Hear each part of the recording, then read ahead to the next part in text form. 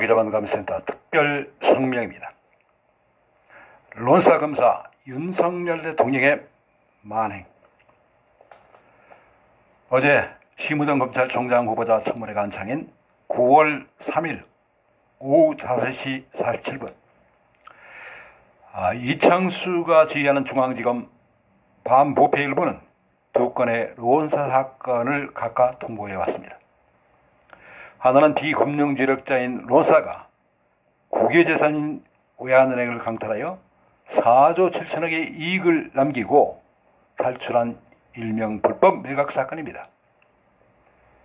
즉 김진표, 변양호가 이현재, 한덕수, 정계선, 김영호 등 김현정과 공모해서 부시의 론사에게 국유재산인 외환은행을 은행법, 국유재산법을 위반하고 불법 매각하여 2조 6천억의 국고 손실을 초래하여 센터는 2019년 12월 7일 윤석열 검찰총장에 의해 고발하여 반부패 일부가 2020년 9월 8일 센터 대표를 불러서 고발인 진술을 받고 수사에 착수한 사건입니다. 형제번호는 2019 형제 108730 사건입니다. 또 하나는 론사의 1조 5천억 탈세, 재탈세 사건입니다. 즉 론사가 외환은행을 통해서 4,411억 원을 탈세해서 국세청이 일부인 1,836억 원과 과징금 등 2,472억 원을 추징한 탈세금을 이명박, 한승수, 김현장이 재탈세하고 국세청이 론사를 국내 내국인으로 보고 추징한 법인세를 대법원이 법인세법을 위반한 불법 판결로 1조 원을 재탈세한 등 총 1조 5천억을 재탈세해서 센터는 2020년 12월 1일 윤석열 검찰총장에게 론사에게 11조 원을 추징하는 고발장을 제출하여 중앙지검 반부패 일부 최순호 검사가 수사하였던 사건입니다. 형제번호는 2020 형제 103112 사건입니다. 그런데 문재인 정부 핵심인 김현장, 신현수 민정수석이 수사주임검사 최순호 부부장을 5개월 만에 이동 발령하여 사건을 전면 중지시켰습니다.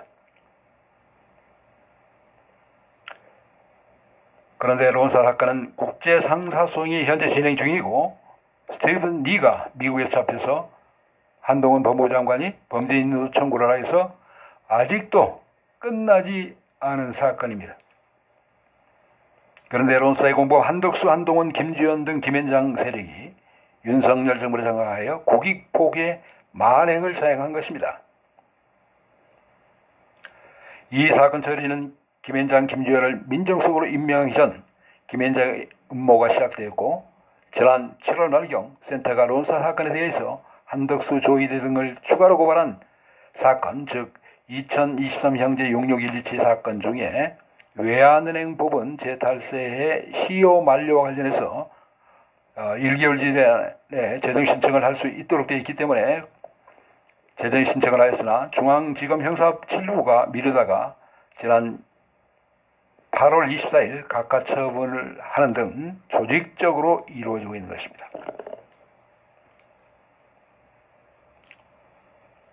또한 김주현의 핵심 직거인인 심우정 검찰총장 후보자 청문회 야당 의원들이 모두 검찰 출신으로 민주당 이재명 대표의 핵심인 정성호 동기인 민정수석 김주현이나 심우찬에게 뇌물을 제공한 카카오 등을 언급조차 하지 못하고 있고 이전 투구로 시간을 낭비해서 결국 여야가 암묵적인 합의로 임명하여 심우정으로 하여금 센터가 고발한 김현장 부정부패 사건을 막을 것입니다. 그렇다고 이 땅의 주인인 센터와 5천만 국민은 결코 국익을 포기하고 분노만을 하고 있지는 않을 것입니다. 반드시 매국노를 처단하고 재고발하여 국익을 회수할 것입니다. 론사 사건을 모두 각하 처리하여 국가가 회수해야 할 불법 매각 2조 6천억과 벌금 5배, 탈세금 1조 5천억, 이에 대한 과징금, 가산세 등 벌금 등 총 11조 원 등 10수조 원의 국익 보기로서 당연히 윤석열 대통령의 결심으로 이루어진 처분으로 센터는 이 사건 처분의 매국노들을 끝까지 처벌시킬 것입니다. 5천만 국민은 론사 공범 매국노 김앤장을 해체하고 그들의 모든 재산을 몰수하고 김앤장의 앞잡이 불구한 혹세무민 윤석열 대통령과 그 공범 일당을 탄핵하면 물론 그들의 모든 재산을 몰수하고 무기징역에 처하여 영원히 감옥에서 나오지 못하게 할 것입니다. 2024년 9월 4일 투기자본감시센터